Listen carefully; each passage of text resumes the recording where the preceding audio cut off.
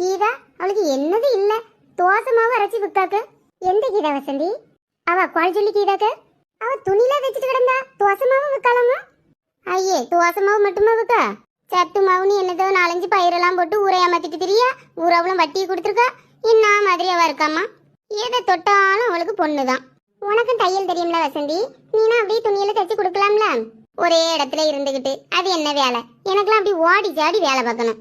அதனாலதான் வீடு வீடா முருங்கைக்காய் திருடி விற்கிறீங்களுக்கு. சின்ன பொண்ணு, தியாவலாத பேச்செல்லாம் பேசாத பத்திக்கே எனக்கு பிடிக்காது. சரி, சாரிக்கு.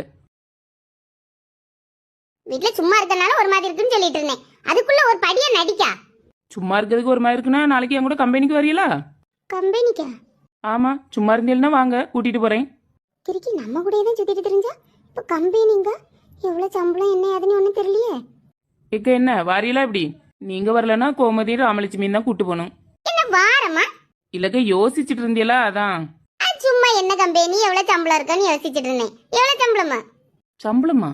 ஆமா, கம்பெனிக்கு போனா வேற சம்பளம் தரமாட்டாவல.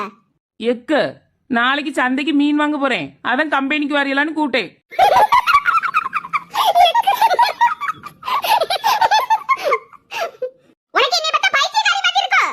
இக்க நீங்க தானக்க சும்மா இருக்க எரிச்சலா இருக்குன்னு சொன்னீங்க.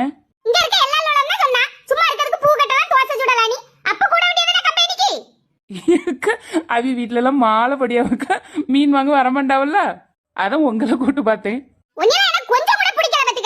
சரி, சாரி.